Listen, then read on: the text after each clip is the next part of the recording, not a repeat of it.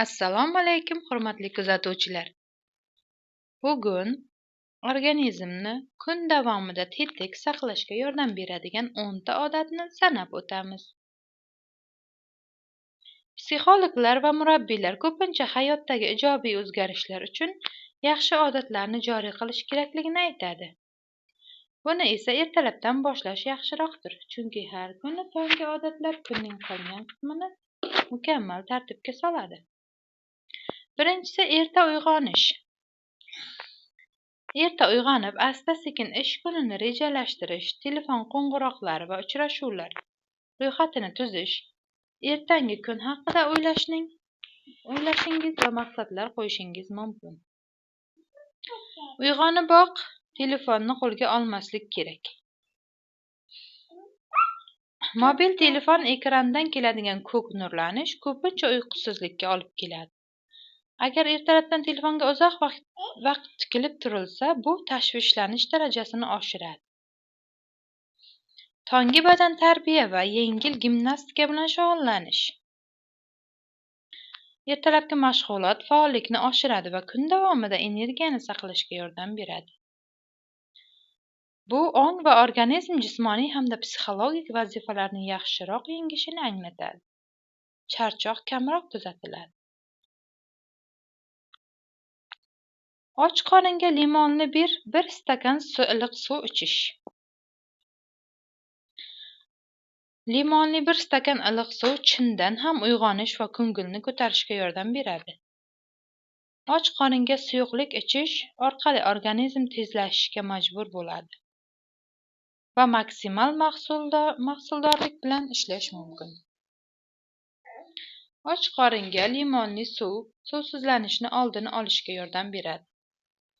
Limon tarkibida immunitet, nafas olish, qon aylanishi va ovqat hazm qilish tizimlari uchun foydali kislotalar va ozuqa moddalarining katta miqdori mavjud. Bir so'z bilan aytganda, limonli suv faqat foyda. Keyingisi meditatsiya.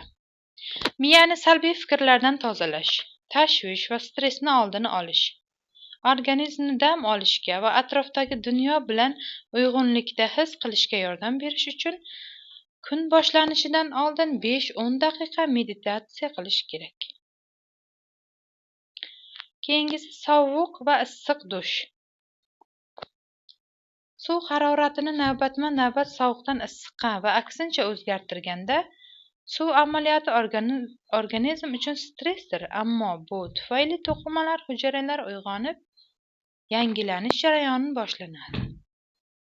Agar jarayon har kuni takrorlansa, terlash darajasi ham kamayadi. Bu ayniqsa sport bilan faol shug'ullanadiganlar uchun muhimdir. Tana parvarishi. O'z-o'zini parvarish qilish tartib-qoidalari yoshlik, salomatlik, ajoyib ko'rinish va kayfiyat bag'ishlaydi. Dushdan oldin shotka bilan massaj qilish mumkin. Yuzga namlovchi niqob qo'llash tavsiya etiladi. Yuvinishdan siz oldin barmoqlar yoki taroq bilan uqalanadi. 10-15 daqiqa qon aylanishini yaxshilash uchun yetarli bo'ladi. Nonushta kunning asosiy taomidir.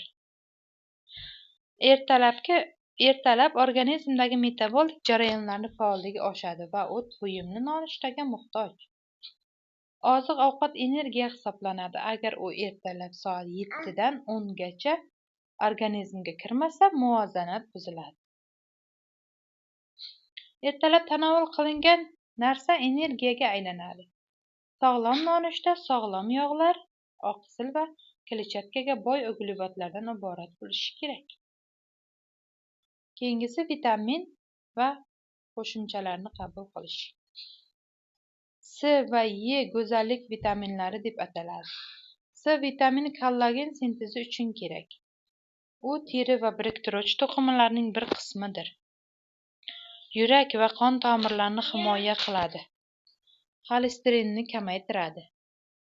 Immunitetni yaxshilaydi va kuchli antioksidant sanaladi. E vitamini miya mushaklarining ishiga ta'sir qiladi. charchoqni kamaytiradi va organizmning reproduktiv funksiyasiga ijobiy ta'sir ko'rsatadi.